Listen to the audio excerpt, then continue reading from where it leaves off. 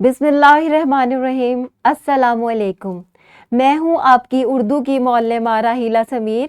जैसे कि आपको मालूम है कि हम पढ़ रहे हैं उर्दू जमात हफ्तम। बाब हमारा अव्वल है, नाम है नूर इनवार और पहले बाब का पहला सबक है हम्द, जो कि हम पढ़ रहे हैं। हासिल ताल्लुम हमारा आज का है नज़म की अशार के हवालों के साथ तशरीह लिख सकें।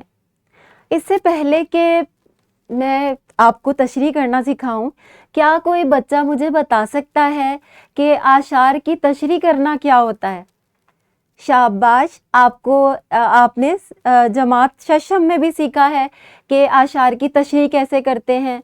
और आपने बिल्कुल ठीक बताया कि किसी भी शेर को वजाहत के साथ बयान करना तशरीह कहलाता है।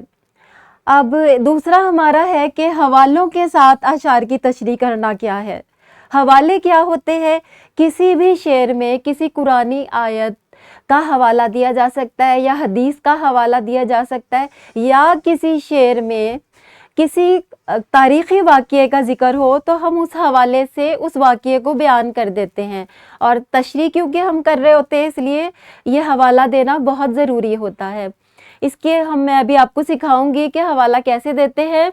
हमारा जो आज का सबक है उसका पहला शेर है, तू खालिको सत्तार है, रहमान है या रब, बंदों की खता पोशी तेरी शान है या रब। इसकी तशरीह करने से पहले हम इसका तर्जुमा करेंगे। और जैसा कि आपको मालूम है, तर्जुमा करने के लिए ज़रूरी होता है कि तमाम मुश्किल अल्फाज के माने आपको आते हों। और ये मैं आपको लुग़त में देखना सिखा चुकी हूँ कि मुश्किल अल्फाज के माने कैसे तलाश करने हैं। आज हम इस शेर की तशरीह करेंगे।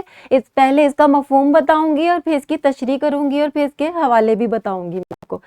तो शायर जो है इसमें अल्लाह ताला को मुखातिब करके कह रहा है कि ए अल्लाह, तू हमें बनाने वाला भी है और हमारे ऐबों पर पर्दा डालने वाला भी है, और तू बहुत रहमान है, बहुत रहम करने वाला है अल्लाह तू। और हम तेरे बंदे हैं और कमज़ोर हैं, और तू हमारी ख़तापोशी करने वाला है। ख़तापोशी से मुराद ये है कि हमसे अगर कोई गलती हो जाए तो अल्लाह ताला उस पर पर्दा डाल देता है, छुपा लेता है। लेकिन बंदों में ये खसूसियत नहीं होती। आम बंदों को अगर किसी का कोई ऐप पता चल जाता है, कोई नुक्स पता चल जाता है, तो वो फ़ौरन ही दूसरों को बता देते हैं। लेकिन अल्लाह ताला की शान बहुत ऊंची है, वो हमारी छोटी छोटी गलत को इग्नोर कर देता है, दरगुजर से काम लेता है। ये उसकी आला शान है। तो इसके लिए मैंने एक हवाला भी आपके लिए लिखा है। खालिक को अगर हम देखें तो अल्लाह ताला ने कुरान मजीद में बार बार कहा है कि मैं खालिक कायनात हूँ। उसके लिए मैंने एक आयत ली है, अल्लाहु खालिकु कुल्ली शैउन व हुवा अला कुल्ली शैउन वकील।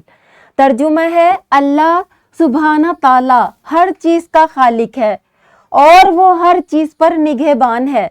हवाला क्या है? सूरतुज़ ज़ुमर आयत 62। किसी भी कुरानी आयत का हवाला देते हुए उस आयत का नाम और आयत का नंबर आपने लाजमी लिखना है। अगर आप हदीस का हवाला दे रहे हैं तो उस किताब का नाम लिखें जहाँ से आपने ये हदीस पढ़ी है, और हदीस नंबर भी ज़रूर इसमें दर्ज करें, फिर ही आपका हवाला जो है मुस्तनिद करार दिया जाएगा। हवालों के साथ तशरीह करने का तरीका। अब जैसे कि ये पहला शेर है, मैंने आपका इसका तर्जुमा भी करके दिखाया है, और इसमें एक और लफ्ज़ है सत्तार। अब मैं इसका हवाला आपको बताती हूँ हदीस के हवाले से। हजूर सल्लल्लाहु अलैहि वसल्लम ने फरमाया, जो बंदा किसी दूसरे के ऐब को दुनिया में छुपाता है, अल्लाह सुब्हाना ताला क़यामत के रोज़ इसके ऐब छुपाएंगे। सही मुस्लिम की ये हदीस है 2580। आपने देखा कि मैंने आपको दो हवाले बताए हैं, खालिक का भी मैंने आपको कुरानी आयत का हवाला बताया और सत्तार से मैंने हदीस का हवाला दिया है।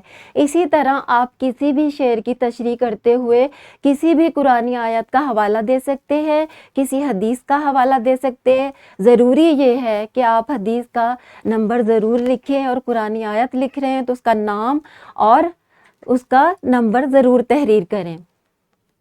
کمرہ جماعت کی سرگرمی دیکھ لیتے ہیں۔ درج ذیل اشعار کی تشریح کریں۔ یہ اگلے اشعار ہیں۔ ہم کے ہر عیب سے تو پاک ہے، تیرا نہیں ہم سر، ہر مسلم و مومن کا یہ ایمان ہے یا رب، ماں باپ سے بھی بڑھ کے تجھے پیار ہے ہم سے، بندوں پہ کرم تیرا ہر ایک آن ہے یا رب۔ اس میں شاعر کیا کہہ رہا ہے؟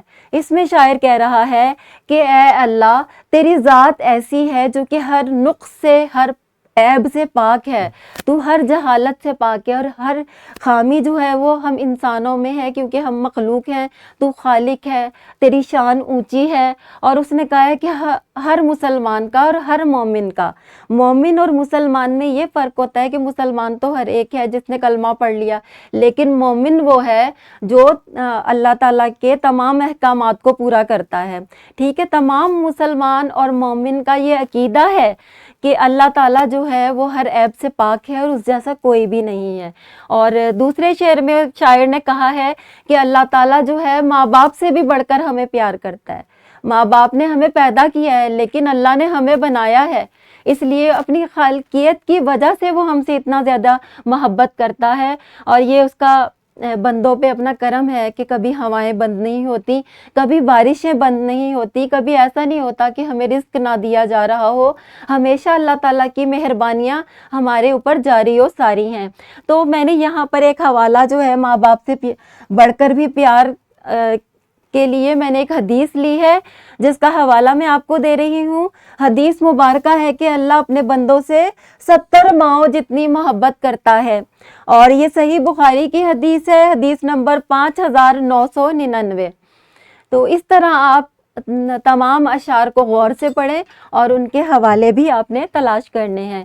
انفرادی سرگرمی میں نے ہر بچے کو ایک شعر دیا ہے، اس شعر کو لے کر آپ نے حوالہ تلاش کرنا ہے۔ شعر کیا ہے؟ جو مشت خاک سے انسان کو بناتا ہے، سمندروں میں جزیرے وہی اگاتا ہے۔ مشت خاک یعنی کہ مٹھی بھر مٹی سے انسان کو پیدا کیا گیا ہے۔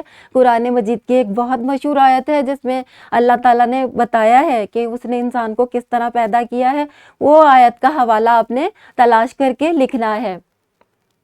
گروہی سرگرمی یہ ہے کہ بچے 4 کے گروپ میں تقسیم ہو جائیں، اور پھر کیا کرنا ہے کہ حمد جو ہے آپ کی کتاب میں اس کا ایک شعر لے لیں، اور ہر بچہ جو ہے اس شعر میں سے حوالہ تلاش کرے، کسی حدیث کا، کسی قرآنی آیت کا، یا کوئی تاریخی واقعہ اگر اس طرف جا رہا ہے تشریح میں وضاحت کی طرف، تو اس کو ضرور لکھیں۔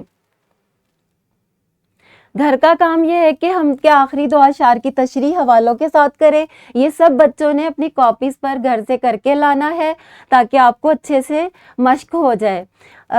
اس ویڈیو کے ساتھ میں نے ورک شیٹ جو ہے وہ ڈسکرپشن میں رکھ دی ہے، اساتذہ کرام آپ کو دے دیں گے، آپ نے یہ بھی کام کمرہ جماعت میں کرنا ہے۔ امید ہے آپ کو اشعار کی تشریح اور حوالوں کے ساتھ تشریح کرنا اچھی طرح سمجھ آ گیا ہوگا۔ ملتے ہیں اگلے لیکچر میں، شکریہ۔